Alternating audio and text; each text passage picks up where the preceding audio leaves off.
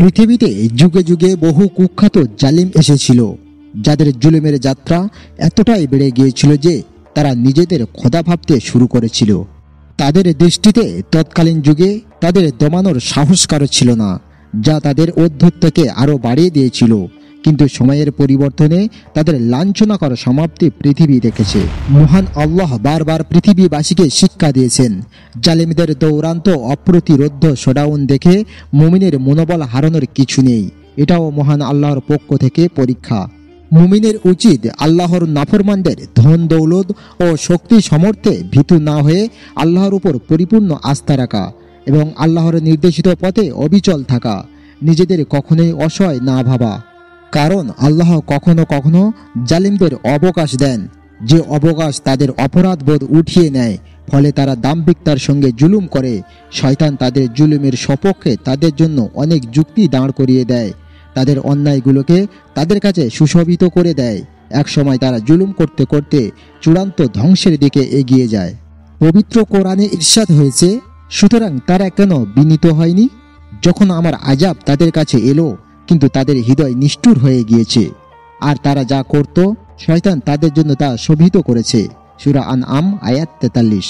অর্থাৎ কোনো জাতি যখন চারিত্রিক অবনতি এবং অনুচিত কর্মকাণ্ডের শিকার হয়ে নিজেদের অন্তঃকরণে জং লাগিয়ে নেয়, তখন আল্লাহর আযাবও তাদেরকে উদাসীনতার নিদ্রা থেকে জাগাতে এবং তাদের মনে পরিবর্তন আনতে অসফল হয়। তাদের হাত ক্ষমা চাওয়ার জন্য আল্লাহর সামনে ওঠে না, তাদের অন্তর তার কাছে বিনয়ী হয় না এবং সংশোধন হওয়ার প্রতি তাদের কোনো আগ্রহ জাগে না, বরং নিজেদের মন্দ আমলগুলোর উপর অপব্যাখ্যা ও অজুহাতের সুন্দর চাদর চাপিয়ে নিজেদের মনকে সন্তুষ্ট করে নেয়। এক সময় মহান আল্লাহর দরবার থেকে চূড়ান্ত ফায়সালা চলে আসে, তখন তাদের আর কিছুই করার থাকে না।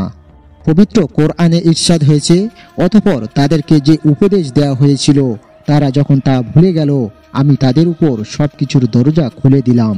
অবশেষে যখন তাদেরকে যা প্রদান করা হয়েছিল তার কারণে তারা উৎফুল্ল হলো, আমি হঠাৎ তাদেরকে পাকড়াও করলাম, ফলে তখন তারা হতাশ হয়ে গেল। সূরা আনআম আয়াত 44। এই আয়াতে বলা হয়েছে যে তাদের অবাধ্যতা যখন সীমা অতিক্রম করতে থাকে তখন তাদেরকে এটি বিপজ্জনক পরীক্ষার সম্মুখীন করা হয়। অর্থাৎ তাদের জন্য দুনিয়ার নিয়ামত, সুখ ও সাফল্যর দ্বার খুলে দেওয়া হয়।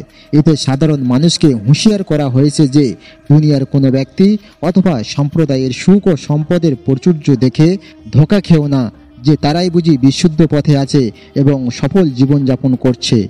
অনেক সময় আযাবে পতিত অবাধ্য জাতিসমূহের ও এইরূপ অবস্থা হয়ে থাকে। তাদের ব্যাপারে আল্লাহর সিদ্ধান্ত এই যে তাদেরকে কঠোর আযাবের মাধ্যমে পাকড়াও করা হবে।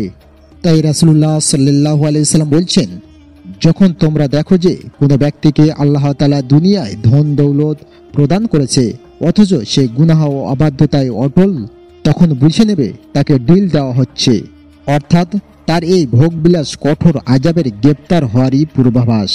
নবীজির এই হাদিস দেখলে কুখ্যাত জালিম ফেরাউনের কথা মনে পড়ে যায়, যাকে মহান আল্লাহ পানিতে ডুবিয়ে ধ্বংস করেছিলেন।